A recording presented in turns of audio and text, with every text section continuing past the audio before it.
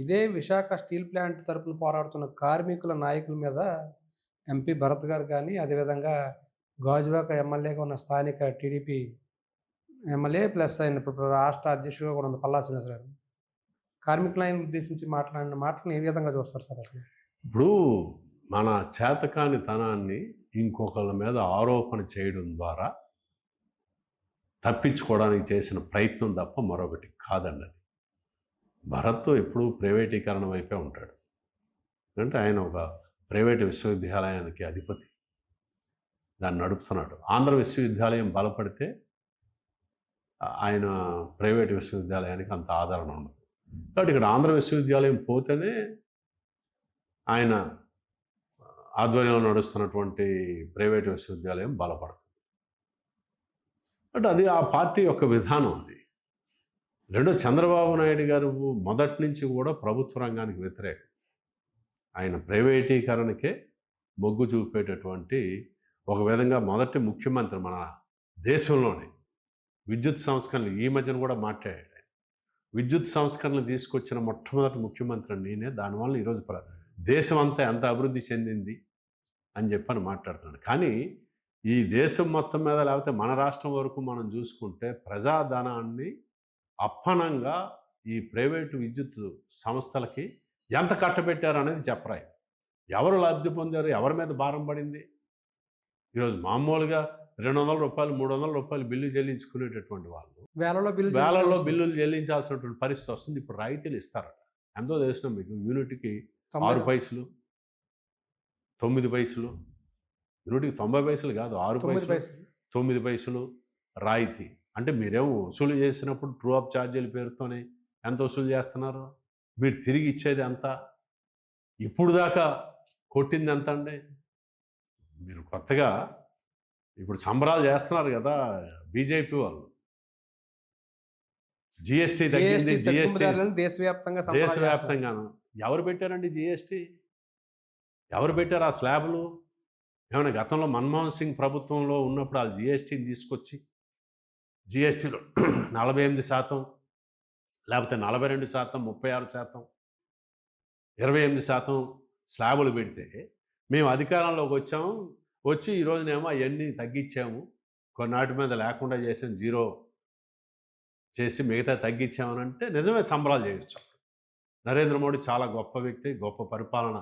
నిర్మలా గారు కూడా ఆర్థిక మంత్రిగా బ్రహ్మాండంగా కృషి చేసి ఈ రోజుని దేశ ఆర్థిక వ్యవస్థని చక్కదిద్ది ప్రజల మీద భారాలు తగ్గించారని చెప్పి అనుకోవచ్చు. జిఎస్టీ తీసుకొచ్చిందే నరేంద్ర మోడీ ప్రభుత్వం.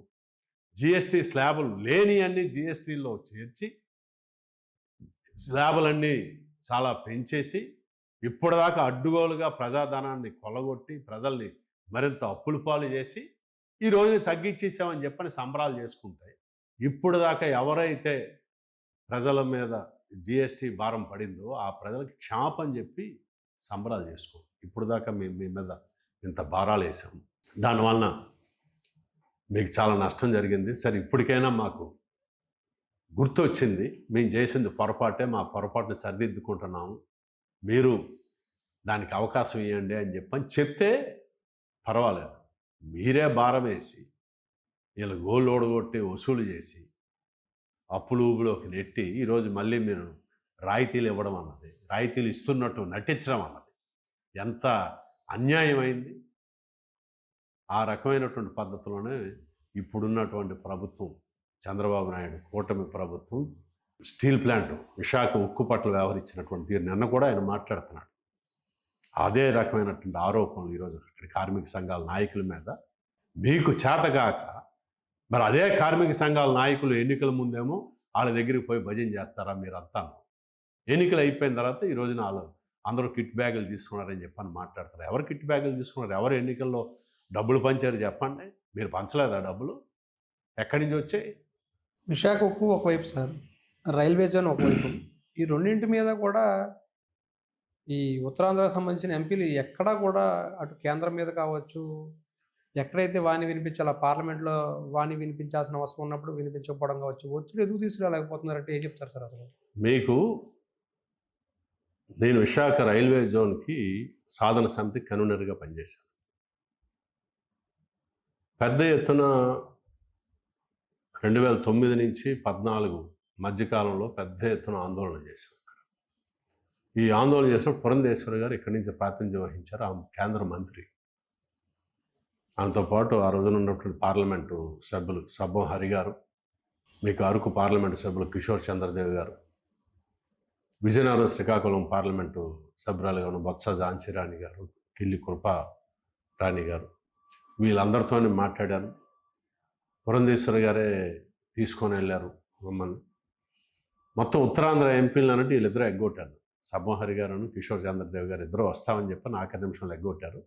మిగతా ముగ్గురు వచ్చారు. కృపారాణి గారు, ఝాన్సీ రాణి గారు, మన పురంధేశ్వరి గారు. వీళ్ళ నేతృత్వంలో రైల్వే మినిస్టర్ని కలిసాం, రైల్వే బోర్డు చైర్మన్ని కలిసాం, వీళ్ళందరినీ కలిసాం. చాలా ఒకసారి కాదు, నాకు తెలిసి 3 రైల్వే మినిస్టర్లు కలిసాం.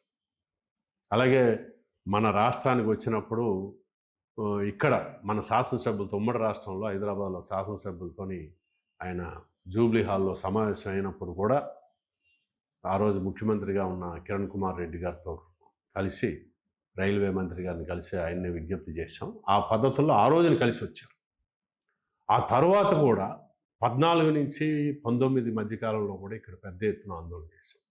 రైలు యాత్రలు చేసాం. ఇక్కడి నుంచి ఇచ్చాపురం దాకా, పలాస దాకా ఒకసారి, తర్వాత ఇచ్చాపురం నుంచి విశాఖపట్నం దాకా ఒకసారి, విశాఖపట్నం నుంచి అరకు దాకా అన్ని ప్రాంతాలు చేసి అన్ని స్టేషన్స్లో కూడా పెద్ద ఎత్తున ఆందోళన చేశాం.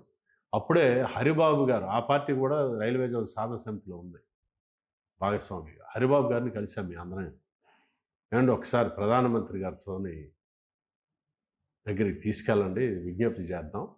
ఎందుకంటే ఆ రోజు చాలా స్పష్టంగా చెప్పాడు రైల్వే బోర్డు చైర్మన్ పురంధేశ్వరి గారు, మేము అంతా కలిసి వెళ్ళినప్పుడు, మీరు మా చుట్టూ తిరిగితే ఏం కాదండి, మాకు 9 జోన్లు ఉన్నప్పుడు పరిపాలనకి ఏ ఇబ్బంది రాలే.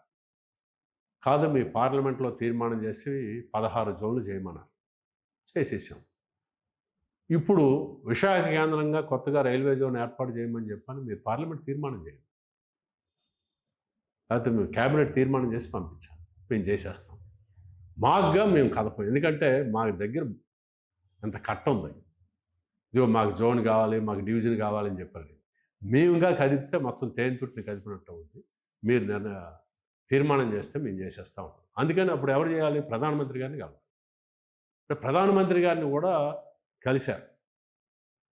ఆఖరి నిమిషంలో ఆయన ముందు రోజే అపాయింట్మెంట్ ఇచ్చాడు. రాత్రి చెప్పారు, నేను వెళ్ళడం అవ్వలేదు. మన్మోహన్ సింగ్ గారిని కలిసి ఆయనకి విజ్ఞప్తి చేసి ఆ టైంలో చేయలేదు. అప్పుడు మేము అదే అడిగాం ఆయన్ని, హరిబాబు గారు, మీరు అపాయింట్మెంట్ తీసుకోండి సార్, మేము వస్తాము, వినతి పత్రం ఇస్తామంటే, నేను తీసుకోను, నేను చేయను, మీరేమనుకుంటే అది అనుకోండి. అంటే ఏమి కన్సర్న్ ఉంది? ఆయన ఈ ప్రాంతం నుంచి ఎన్నికయ్యారు పార్లమెంట్కి, ఇప్పుడు గవర్నర్గా పనిచేస్తున్నారు. ఆయనకి ఏం కన్సర్న్ ఉంది? ఆయన ఎన్నికల్లో హామీ ఇచ్చాడు, రైల్వే జోన్ కట్టుబడి ఉంటాం. ఆయన ఏం కృషి చేయలే. ఎందుకు సార్, ఎందుకంటారు అలాగా? వాళ్ళకి ఏమున్నాయి అన్నది వాళ్ళకి, అంటే ఒకసారి అధికారంలోకి వచ్చిన తర్వాత ఇచ్చిన హామీలు మర్చిపోయే లక్షణం ఇప్పుడున్న పాలక వర్గాలకు, ప్రజాప్రతినిధులందరికీ ఆ రకమైనటువంటి. ఎప్పటికీ అంటే ఇప్పటికీ ఆల్రెడీ జోన్ ప్రకటించి సంవత్సరాలు అయింది. అది కాకుండా చెప్తాను, రైల్వే జోన్ చరిత్ర దాని తర్వాత ఒక ఒత్తిడి తీసుకొస్తున్నటువంటి నేపథ్యంలో మేము ఆ తర్వాతే రైలు యాత్రలు చేసాం.